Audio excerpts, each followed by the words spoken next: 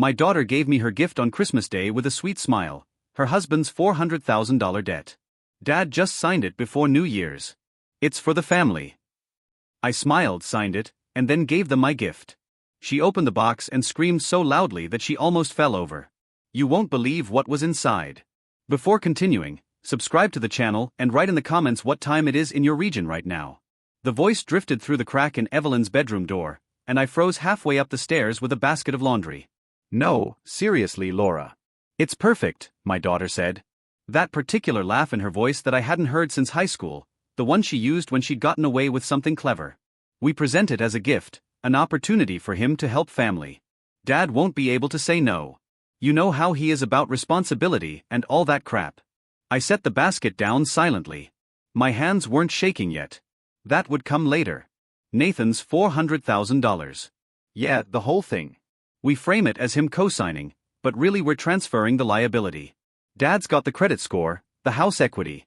Banks love guys like him. Stable, boring, predictable. She laughed again.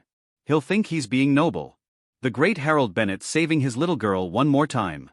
The walls of my own house suddenly felt foreign. 42 years I'd worked in banking, catching fraudsters who played exactly these games. Pattern recognition, they called it, spotting the manipulation before it landed. And here I was, standing in my hallway, listening to my only daughter plot to hang a noose of debt around my neck and call it a Christmas present. By New Year's, we'll have the papers signed. Then we can breathe again. Maybe even that Cabo trip we wanted. Put it on his card while we're at it. Her voice dropped lower, conspiratorial. Honestly, he owes us. 3 years we've been temporarily living here. That's worth something, right? I picked up the laundry basket, walked back down the stairs. My reflection in the hallway mirror showed the same face as this morning. Gray hair, reading glasses hanging from my collar, the deep lines around my eyes that came from 4 decades of scrutinizing financial statements. But something behind those eyes had shifted, hardened. In the kitchen, I folded towels with mechanical precision. Evelyn came down 20 minutes later, all smiles. Dad, I didn't know you were home. Want some coffee?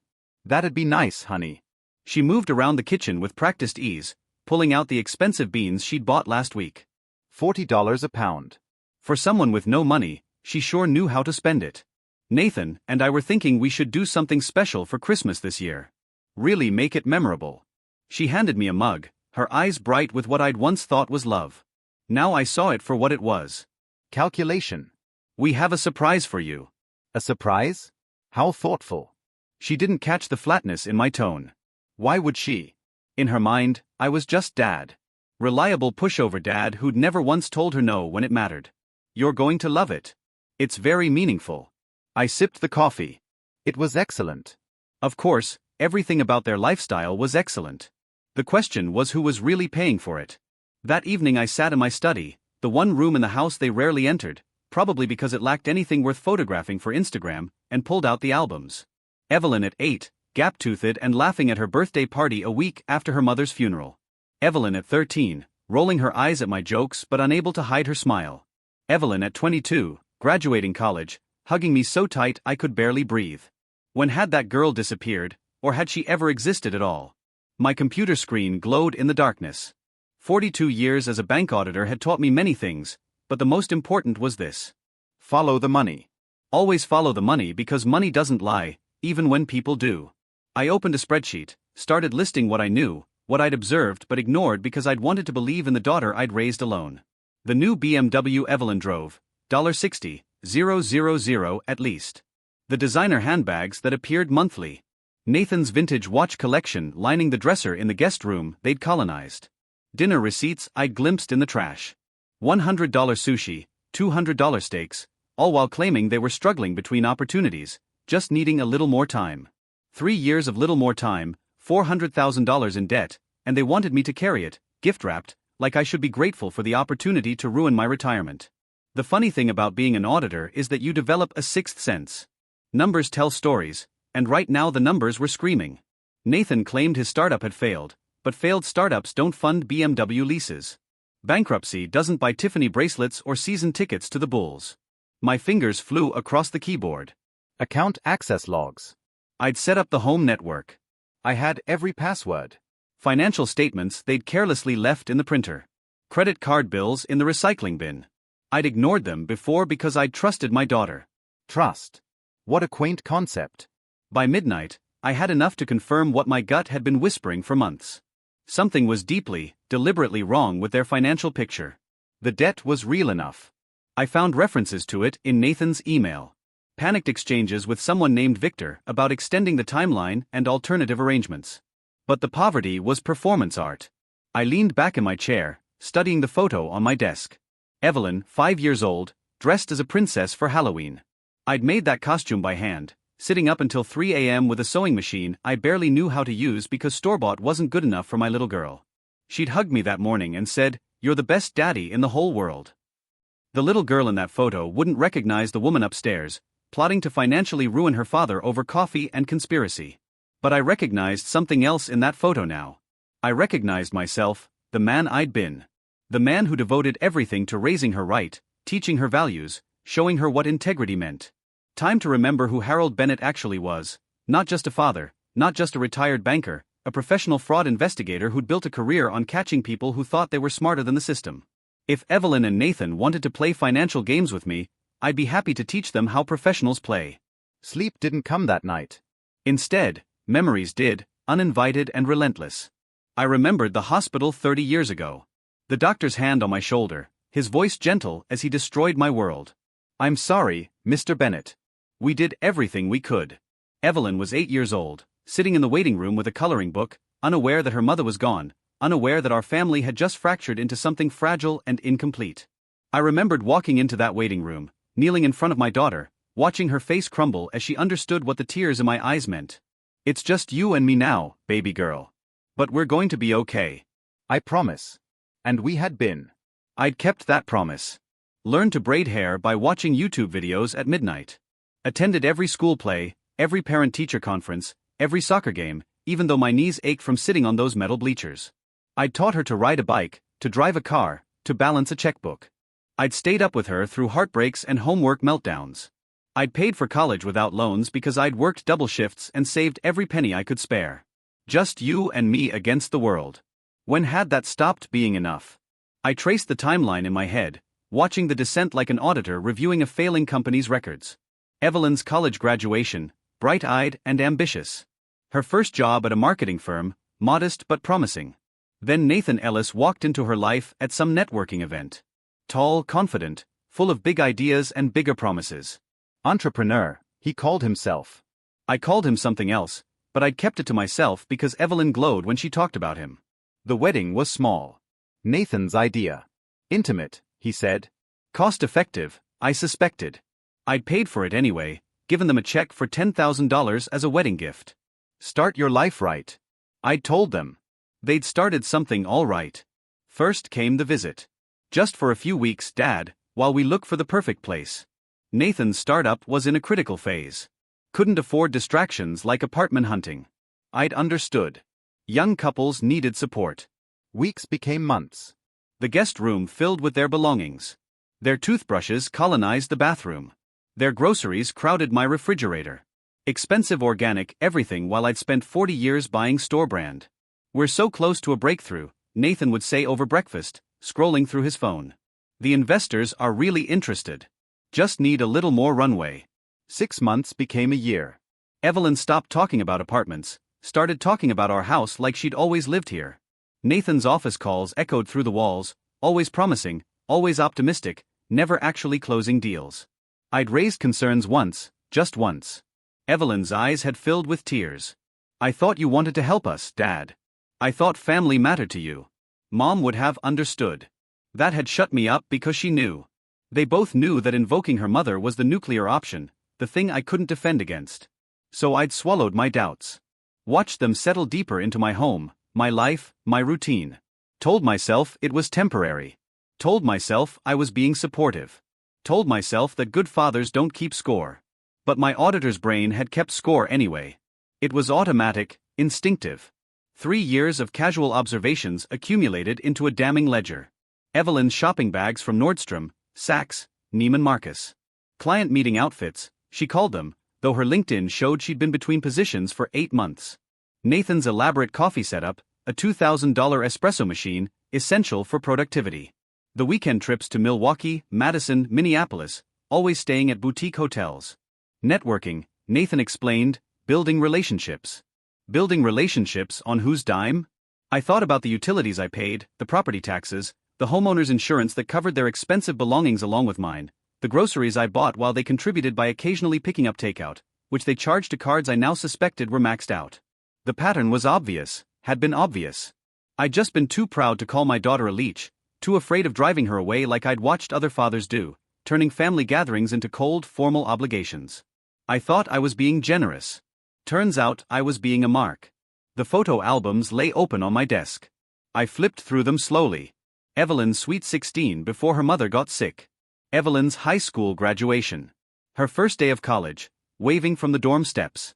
Every picture showed the same thing. Us against the world. Team Bennett. Somewhere between those photos and now the team had dissolved. She'd chosen sides and I wasn't on hers anymore. My phone buzzed. A text from Evelyn. Breakfast tomorrow. Want to discuss our Christmas plans? Christmas plans? Right. The surprise.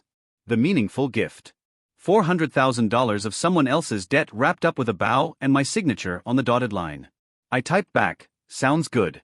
Looking forward to it. Looking forward to watching you perform, I thought. Looking forward to seeing exactly how you plan to play this. Because that's what it was now, a play, a performance.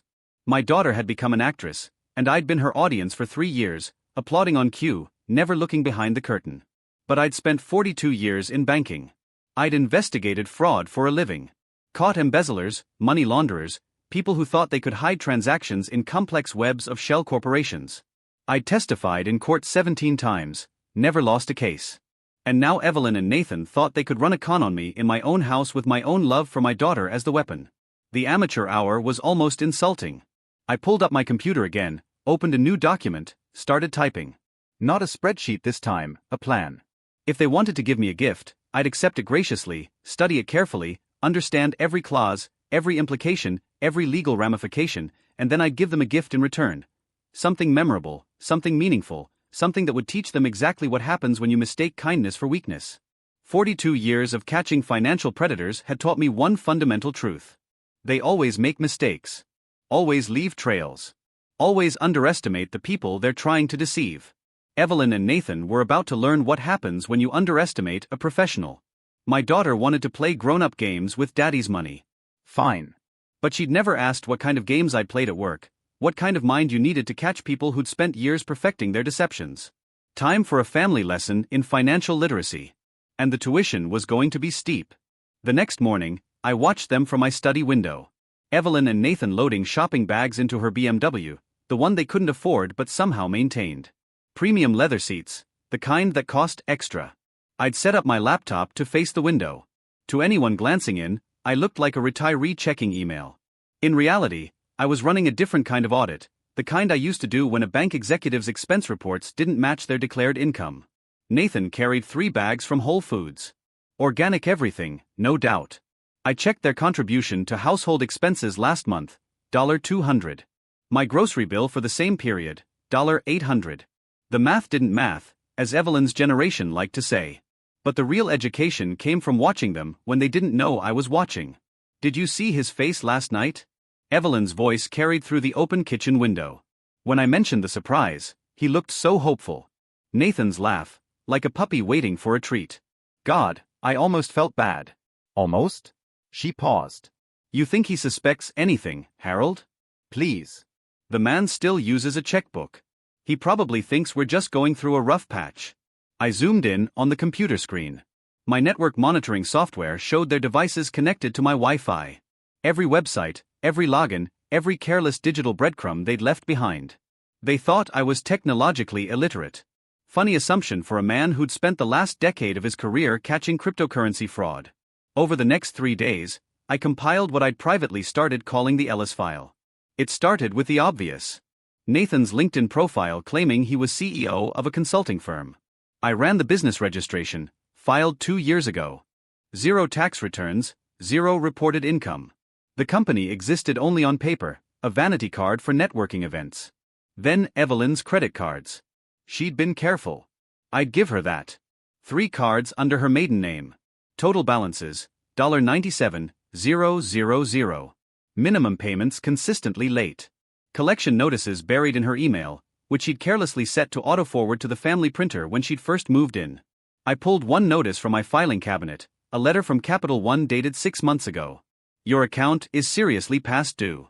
She'd printed it, crumpled it, thrown it in the recycling bin. I'd retrieved it during one of my trash consolidation routines. My forensic accountant instincts had saved it. Now it was evidence. But the real treasure came from Nathan's laptop. He'd left it open on the kitchen counter while he showered. Just 15 minutes. That's all I needed. His email told a fascinating story. There was Victor, apparently a former business partner, who'd been sending increasingly aggressive messages about the $400,000. You said you'd handle this, Nate. I'm not going to prison because you got greedy. Prison? Interesting word choice. I kept digging. Found spreadsheets Nathan had created. Tracking expenses I recognized. Designer coffees, $3,000 annually. Gym memberships, $4,000. Evelyn's essential salon visits, $6,000. All while they'd been claiming poverty, asking me to cover utilities, insurance, property taxes. The financial literacy course was my favorite discovery. Building wealth after bankruptcy. 12 weeks, $800. Apparently, Nathan was taking expert advice on how to look broke while hiding assets. The irony was so thick I actually laughed out loud. My daughter's husband studying how to fake financial hardship while living rent-free in my house, preparing to dump his debt on me like a bag of flaming trash on a doorstep. I watched them that evening at dinner. Really watched with the eyes of an investigator, not a father. Evelyn's performance was Oscar-worthy, sighing over her phone. Another rejection email. The job market is so brutal right now. She'd applied to exactly 3 positions in 6 months. I knew because I'd checked her LinkedIn activity. Meanwhile, her Instagram, which she'd foolishly not set to private, showed her at last week's Hamilton tickets, orchestra seats, $300 each. We're trying so hard, Nathan added, pushing food around his plate. But every time we get ahead, something knocks us back. Something being their unwillingness to live within their means. But I nodded sympathetically, played my part. I'm sure something will break your way soon, I said. Actually, Dad, we wanted to talk to you about that. Evelyn reached across the table, touching my hand. We've been thinking about Christmas. The surprise you mentioned? Exactly. We've been planning something that could really help all of us. A family investment, sort of. Family investment. Creative phrasing for we're about to screw you. Sounds intriguing, I said, keeping my voice neutral. After they went upstairs, I returned to my study, pulled up the file I'd been building. $650,000 in total debt between them. That's what I'd uncovered so far. Nathan's $400,000 was just the headline act. Evelyn's credit cards, Nathan's personal loans, a car lease he defaulted on. 2 maxed out lines of credit. They weren't drowning. They were already underwater, frantically waving at me from the bottom of the pool, expecting me to jump in and drown with them. But here's what they'd missed in their careful calculations. I wasn't the soft touch they'd imagined. Kindness isn't weakness. Generosity isn't stupidity.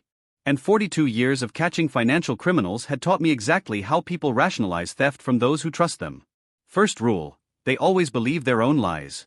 Nathan genuinely thought he was an entrepreneur, not a failure. Evelyn actually believed she deserved this lifestyle, that my money was somehow already hers. Second rule, they always underestimate their marks. They saw a grieving widower who'd spoil his only daughter. They missed the predator who'd built a career on pattern recognition and evidence gathering. Third rule, they always leave trails. Always. I opened a new document.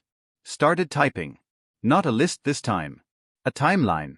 Every lie, every manipulation, every false promise over 3 years, dated, sourced, cross-referenced. By the time I finished, dawn was breaking over Evanston. My coffee had gone cold. My eyes burned. But I had something more valuable than sleep.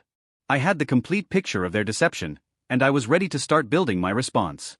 Patricia Reynolds's law office sat in a restored brownstone in downtown Chicago, all dark wood and leather chairs that whispered old money and older wisdom. I'd found her through a former colleague who'd needed a ruthless divorce attorney. If you want someone who plays by the rules but knows every loophole, he'd said, Patricia's your fighter. Mr. Bennett. She stood as I entered, mid-50s, steel gray suit, handshake like a vice grip. Your voicemail was cryptic. I need to discuss a hypothetical situation. Her eyes narrowed slightly. In her profession, hypothetical meant definitely happening, but I need plausible deniability. Of course. Please sit. I laid out the scenario, no names. A daughter and son-in-law living in my home, mounting evidence of financial deception, an incoming request to co-sign significant debt.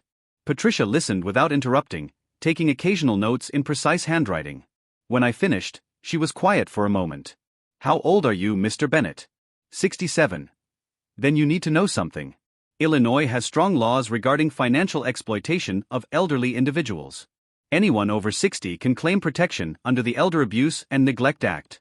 What you're describing, manipulation to assume debt under false pretenses, that's not just morally wrong, it's potentially criminal. Criminal financial exploitation. If they're deliberately misrepresenting their financial situation to coerce you into taking on debt, that's fraud. Add in that you're over 60 and they're living in your home. A prosecutor could make a compelling case. I hadn't considered that angle. I'd been thinking civil law, property rights, contract obligations. Patricia saw something darker. What would you need? I asked. To prove exploitation, documentation. Evidence of their true financial state versus what they're claiming. Proof of intent to deceive. The more concrete, the better. If someone had that evidence, hypothetically, what could they do with it? Patricia smiled. It wasn't a warm smile. It was the smile of someone who'd seen people try to play games with other people's lives and had learned to enjoy watching justice unfold. Hypothetically, they could protect themselves legally, change estate documents, establish eviction proceedings if necessary, and if they wanted to be really thorough, they could report suspected fraud to appropriate authorities. The IRS, for instance, takes a very dim view of hidden assets during debt negotiations. We talked for another hour. By the time I left, I had a roadmap, not just for protecting myself, for ensuring that Evelyn and Nathan faced actual consequences for their choices. 3 days later, I met Karen Mitchell at a coffee shop in Lincoln Park. My contact at the bank had recommended her. Best financial investigator I know. If there's money hidden, she'll find it. Karen was younger than I expected, early 40s, dressed like she was heading to a CrossFit class, laptop bag covered in travel stickers. She ordered an espresso that could have stripped paint. Your son-in-law sounds like a piece of work, she said after I'd outlined the situation. Not my son-in-law, my daughter's problem. She grinned. I like you already. Okay, here's what I can do. 3 days, full financial workup. I'll need names, dates of birth, social security numbers if you have them. Would it be legal for me to provide that information?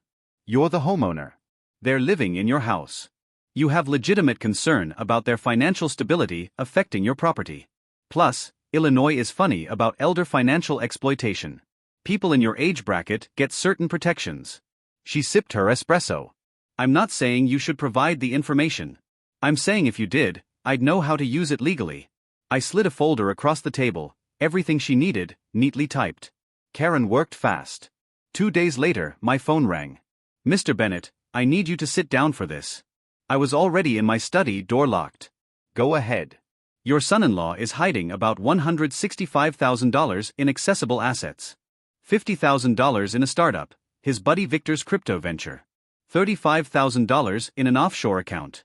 Probably set up when he thought he was going to be the next tech billionaire. And here's the interesting part. He sold his stake in a sports memorabilia business for $80,000 2 months ago. Hasn't declared it anywhere. $80,000. I wrote the number down, while claiming bankruptcy. Gets better. Your daughter has been opening credit cards under her maiden name. Might be technically legal, but the banks don't know she's married.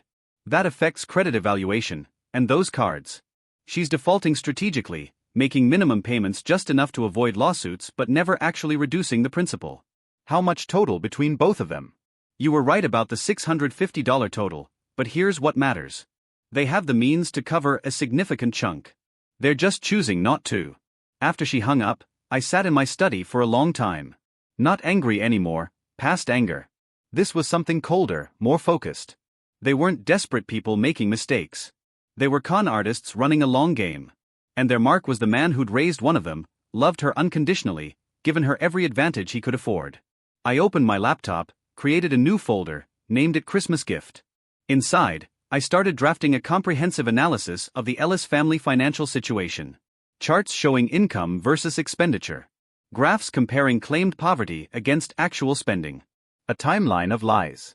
Every "we're so broke" conversation matched against credit card statements showing luxury purchases. I worked like I was preparing for a board presentation, because in a way I was. The board just happened to consist of my daughter and her husband, and the agenda item was the consequences of treating family like a mark. Patricia had given me the legal framework. Karen had given me the ammunition. Now I just needed the delivery mechanism, and I knew exactly when that would be: Christmas Eve, when they planned to gift me their debt, all wrapped up with false tears and manipulated guilt. I'd have a gift for them too. Karen's final report arrived on December 16th, 47 pages of meticulously documented financial fraud.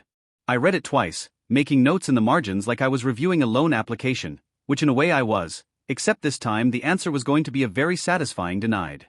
I called Frank Larson that afternoon. We'd worked together at the bank for 15 years before he'd retired to open his notary practice. If anyone could make documents bulletproof, it was Frank.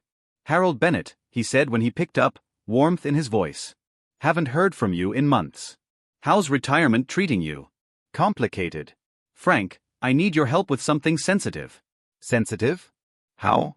"Family matter, legal documents. Everything needs to be airtight." There was a pause. Frank had been around long enough to read between lines. "Your daughter? Her and her husband. Can we meet?" We met at his office the next day. I brought everything: Karen's report, Patricia's legal outlines, my own compiled evidence, spread it across his conference table like a prosecution laying out a case. Frank whistled low. "They really thought they could run this on you. They think I'm a soft touch, grieving widower, doting father, all that." "Are you?" He looked at me over his reading glasses. "A soft touch." I thought about Evelyn at 8 years old, crying in my arms after her mother's funeral.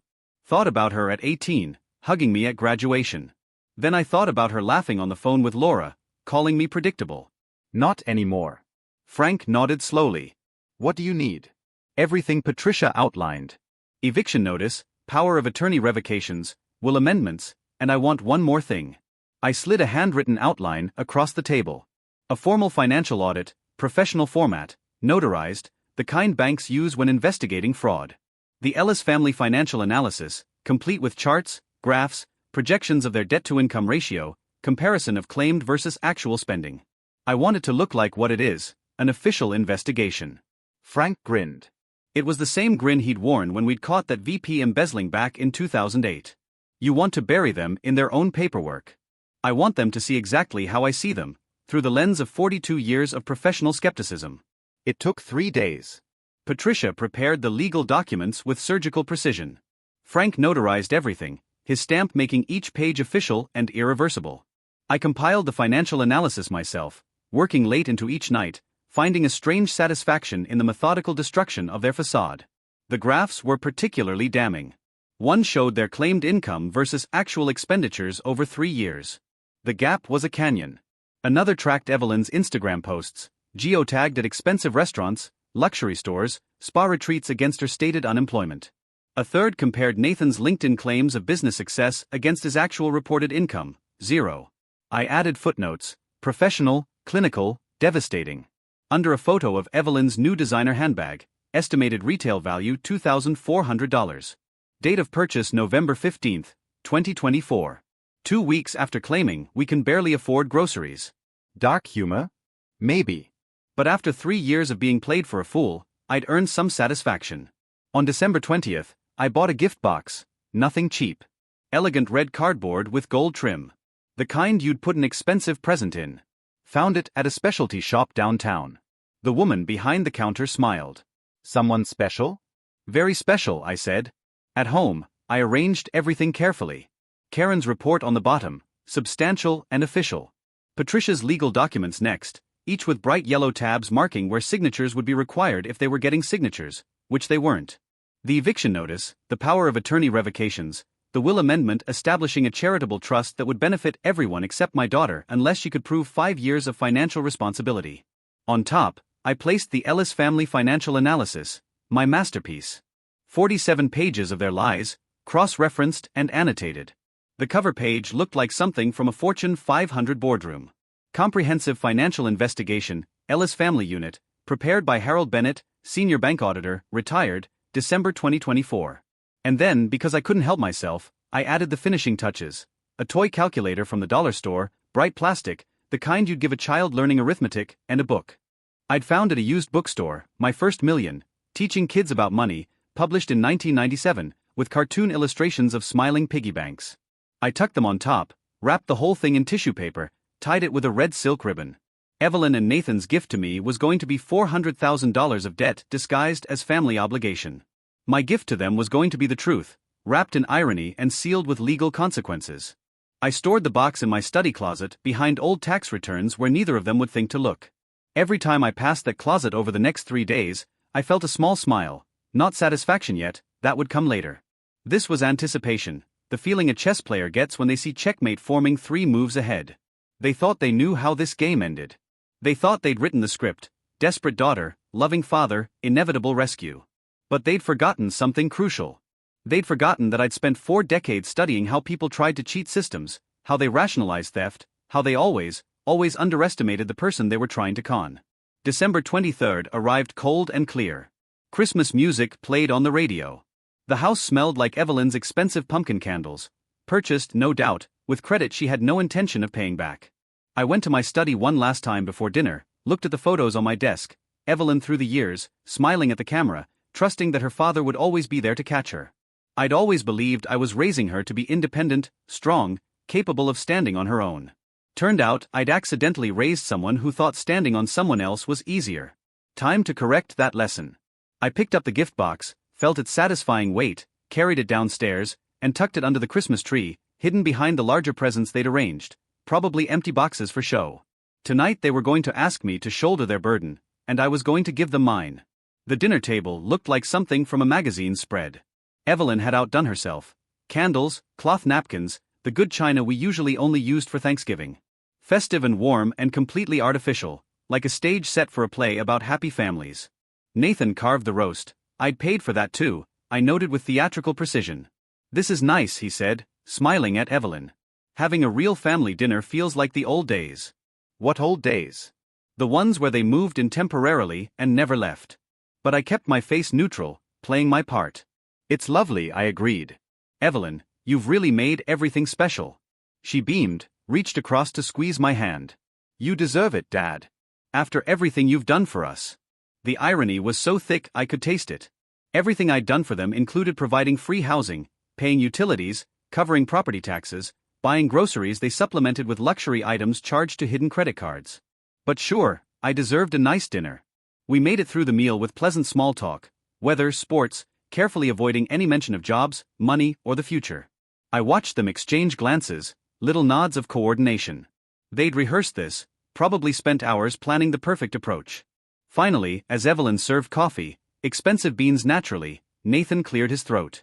Harold, Evelyn, and I wanted to talk to you about something important. Here we go.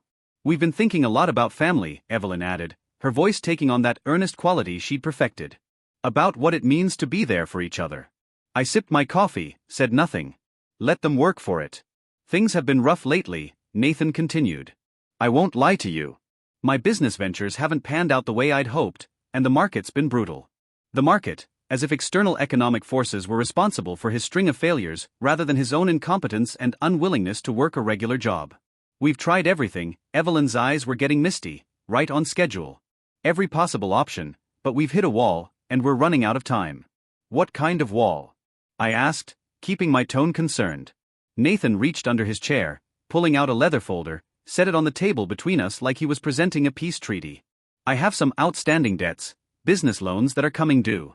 The creditor is getting aggressive, and if we don't resolve this soon, there could be serious consequences. How serious? Legal action, possibly liens. It could affect our credit for years, maybe even impact our ability to rent an apartment or get jobs. Oh, the jobs you don't actually have, I thought, but I nodded gravely. Dad. Evelyn's voice cracked. A single tear rolled down her cheek. I had to admit she'd practiced. We've been so ashamed. We didn't want to burden you. But you're all we have. You're the only person who's ever really been there for us. How much are we talking about? I asked, even though I knew to the penny. $400,000? Nathan said. He had the decency to look down when he said it. It sounds like a lot, but with your house equity and credit rating, you could co-sign a consolidation loan. We'd pay it back. Obviously, This would just buy us time to get back on our feet. Get back on your feet.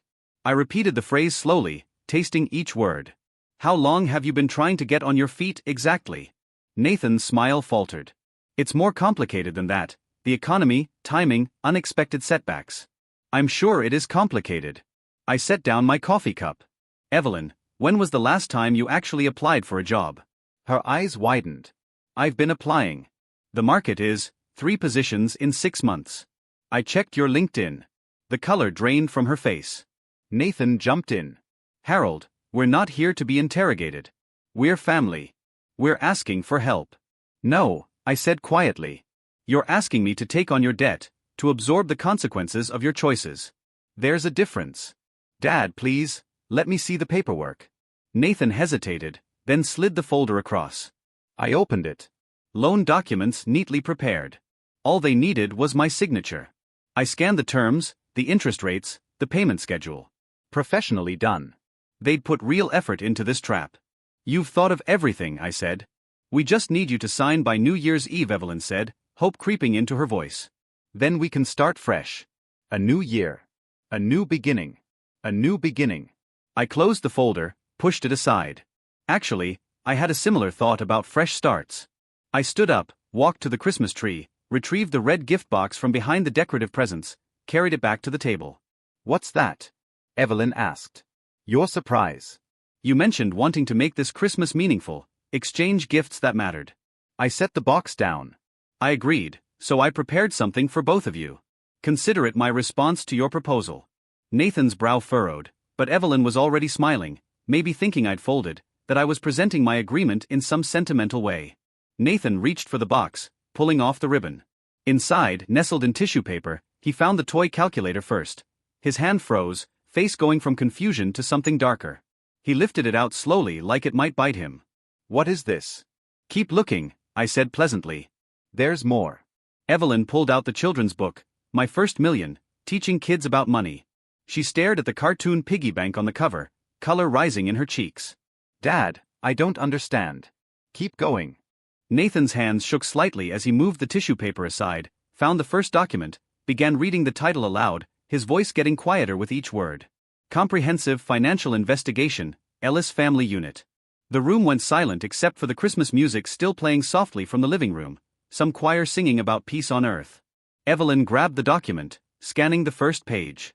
I watched her face cycle through emotions: confusion, disbelief, recognition, horror. Her hands started trembling. You investigated us. Her voice came out small, broken. I audited you, I corrected. There's a difference. Investigation implies suspicion. Audit means I had evidence and wanted to verify its scope. Nathan was flipping pages now, seeing his hidden assets laid out in neat columns. The offshore account, the crypto stake, the undeclared business sale. His face had gone the color of day-old oatmeal. This is, he started, then stopped, started again. You can't just. Page 15 is particularly interesting, I said conversationally. That's where I detail your claimed bankruptcy against your actual hidden assets. $165,000 give or take. Funny thing to forget about when you're asking your father-in-law to absorb $400,000 in debt. Evelyn was crying now, real tears, not the performative ones from earlier. You spied on us, invaded our privacy. I lived in my own house and observed what you carelessly left visible. There's a legal distinction. I gestured to the box. But there's more. The really good stuff is underneath. Nathan's hands were trembling now as he pulled out the next layer of documents. The eviction notice sat on top, official and irrevocable, with Patricia's firm's letterhead making it absolutely legal. Notice of termination of tenancy, he read aloud, his voice cracking. You're kicking us out. 90 days, as Illinois law requires. You have until March 24, 2025 to vacate the premises. That's more than fair, considering you've been living here rent-free for 3 years. Evelyn snatched the paper from him, scanning it frantically. Dad, you can't do this. This is our home. My home, I corrected gently, which I've generously shared while you accumulated $650,000 in debt and hid $165,000 in assets. Keep reading. There's more. They dug deeper. Found the power of attorney revocations. Evelyn had been able to access my medical records, make certain financial decisions in emergencies. Not anymore. Found the will amendment establishing a charitable trust. Evelyn's face went white as she read the conditions. A trust? You're leaving everything to charity? Not quite. Read the fine print. You can access the trust after 5 years of documented financial responsibility, steady employment, debt repayment, no hidden accounts, full transparency. I leaned back in my chair. Basically, you have to become an actual adult. This is insane. Nathan was on his feet now, pacing. You can't disinherit your own daughter because we hit a rough patch. Rough patch? I laughed, and it came out sharp and cold. A rough patch is losing a job. A rough patch is unexpected medical bills. What you two have been doing is systematic financial fraud while living in my house, eating my food, using my utilities, and planning to saddle me with $400,000 of your debt as a Christmas present. The room went silent except for the ticking of the grandfather clock in the corner. Evelyn's eyes were swimming with tears, real ones this time, not the calculated variety from earlier. When did you, December 10th, I said. I was bringing up laundry. Your bedroom door was cracked. I heard you on the phone with Laura laughing about the perfect plan. About how your predictable old dad would never say no. How I was basically a checkbook with sentimental weaknesses. Her face crumbled. I didn't mean, yes you did. I pulled out my phone, opened a file, turned the volume up. My voice came through the speaker, then Evelyn's, crystal clear. We present it as a gift, an opportunity for him to help family. Dad won't be able to say no. You know how he is about responsibility and all that crap. I let it play. Let them hear Nathan's voice. He'll think he's being noble. The great Harold Bennett saving his little girl one more time. And Evelyn again. Honestly, he owes us. 3 years we've been temporarily living here. That's worth something, right? I stopped the recording. Illinois is a one-party consent state for recordings in private residences. Everything I collected is perfectly legal. Want to hear more? I have 17 separate conversations documenting your plans. Nathan sat down heavily, all the color gone from his face. You've been recording us for 2 weeks. 13 days to be precise. Once I knew what you were planning, I made sure I had documentation. Old habit from the bank. Always get everything in writing, or in this case, in audio. Evelyn was openly sobbing now. Daddy, please. I know we made mistakes, but mistakes. I opened the financial analysis, flipped to a specific page. This is a mistake. I pointed to a line item. 1 overdraft fee because you weren't paying attention. This, I gestured to the entire document, is a pattern. 3 years of deliberate deception, strategic debt accumulation, and planned exploitation. We were going to pay you back, Nathan tried, but even he didn't sound convinced. With what money? Your hidden $165,000, the money you've been carefully concealing while crying poverty. I pulled out another section of Karen's report. Your offshore account in the Caymans, $35,000. Your stake in Victor's crypto startup, $50,000. The $80,000 you got from selling your share of Sports Vault collectibles 2 months ago. Where is that money, Nathan? He couldn't answer. Just stared at the papers like they might spontaneously combust and save him. You see, that's the thing about being a bank auditor for 42 years. You learn to spot patterns, hidden assets, strategic bankruptcy claims, attempts to manipulate family members into assuming debt. I've seen it all, investigated it all, testified about it in court 17 times. I met his eyes. I never lost a case. This isn't court, Evelyn whispered. Not yet, I agreed. But there's one more document in the box you haven't found yet, bottom right corner. Nathan's hand shook as he pulled it out. Notice of suspected financial fraud to the Internal Revenue Service, he read aloud. You reported us to the IRS. I reported unreported income, hidden assets, and potential tax evasion. They'll investigate, and if they find what Karen found, and they will, they're very thorough, you'll face audits, penalties, possibly criminal charges. I paused. Though I suppose you could use that financial literacy course you've been taking, Building Wealth After Bankruptcy. Ironic title, given the circumstances. Evelyn looked up sharply. You knew about that too. I know everything. Every purchase, every lie, every calculated manipulation. That's what I've been doing for 13 days. While you two rehearsed your Christmas sob story, I was building a case. I gestured to the box. And there it is, 47 pages of your choices, consequences included. The grandfather clock chimed 9. Christmas music still played faintly from the living room. Silent night, holy night. All is calm. All is bright. Except nothing was calm in this dining room. Nothing was bright in their futures. Nathan stood abruptly. You can't do this. You're destroying your own daughter over money. No, I said quietly. You're destroying yourselves. I'm just documenting it and ensuring I don't go down with you. There's a difference. But I followed them to the living room. We sat them on the couch, me in my chair, the same furniture where we'd shared 3 years of meals, conversations, the performance of family. Now it felt like a courtroom. We'll leave, Nathan said voluntarily, before the 90 days. We'll go next week. Just call off the dogs. Tell the IRS you made a mistake. Tell the creditors you were wrong about the assets. But I wasn't wrong. Harold, please. Evelyn's voice cracked. We made mistakes. We were wrong. We admit it. But you're taking this too far. The IRS? Really? We could go to prison. Only if you committed crimes. It's not that simple. It's exactly that simple. You hid income. You concealed assets while claiming poverty. You attempted to defraud me, your banks, your creditors. These are crimes, Evelyn. They have consequences.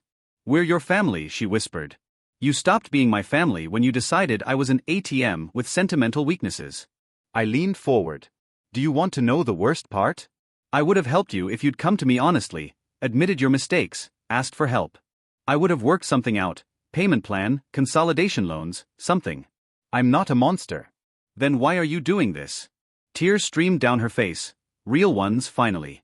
The kind that came from actual grief rather than manipulation. Because you never gave me that chance. You chose deception over honesty. You chose to see me as a mark rather than as your father.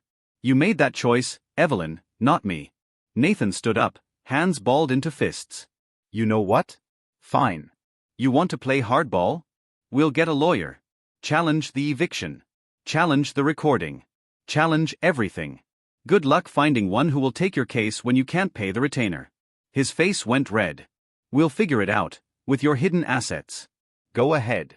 Spend that $165,000 on legal fees.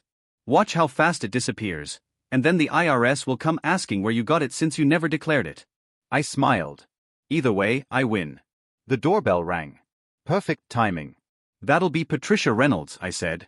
I asked her to drop by this morning. Thought you might try something like this. Patricia entered with her briefcase and professional composure. Good morning, everyone. Harold mentioned you might have questions about the legal documents. How convenient. Nathan sneered. You called your lawyer. I called my attorney, I corrected. There's a difference. Patricia, they're threatening to challenge the eviction and claim my investigation was illegal. Patricia set her briefcase down, pulled out a folder. Mr. Ellis, Mrs. Ellis, let me be very clear. Everything Harold has done is entirely within Illinois law. The eviction notice provides 90 days, exceeding the minimum requirement. The financial investigation was conducted by a licensed professional using publicly accessible records and information obtained legally within Harold's home. The recordings were made in Harold's private residence under one-party consent laws. What about elder exploitation? Evelyn jumped on that. We could claim he's being manipulated, that he's not thinking clearly. You could, Patricia agreed. But elder exploitation laws in Illinois are designed to protect seniors from financial abuse. Given the documentation Harold has of your attempts to manipulate him into assuming significant debt while concealing assets, such a claim would backfire spectacularly. In fact, you'd be making the prosecutor's case for them. Nathan and Evelyn exchanged glances. Their weapons were being turned against them one by one. This isn't over, Nathan said, voice low and threatening. No, I agreed. It's not. You have 87 days left. I suggest you start packing. That night, I sat in my study and listened to them fight through the walls. Accusations, blame, panic, the perfect facade crumbling in real time. Nathan's voice. This is your father. Fix this. Evelyn's. How? He has everything documented. Everything. Then we sue him, emotional distress, elder abuse, something. With what money? And Patricia already said that would backfire. Silence. Then breaking glass, something thrown against a wall. I poured another scotch. Watched the Chicago skyline through my window. Lights twinkling in the winter darkness. Patricia was right. This was fascinating to watch, not satisfying exactly, there was too much loss for satisfaction, but definitely just. My phone buzzed. Text from Patricia. IRS formally opened investigation. They're very interested in the undeclared business sale. Thought you'd want to know. I typed back, thank you. Another text, this time from Frank. Heard through the grapevine about your situation. Coffee sometime. Want to make sure you're okay. I'm fine, I replied. Coffee sounds good. January. You got it. Downstairs, the fighting continued. But up here in my study, surrounded by 42 years of career achievements and memories of a daughter who no longer existed, I felt something unexpected: peace. Not happiness, not triumph, just peace. Justice had a bitter taste, but it was still justice. New Year's Eve arrived cold and bright. Evelyn and Nathan had barely spoken to me in 4 days.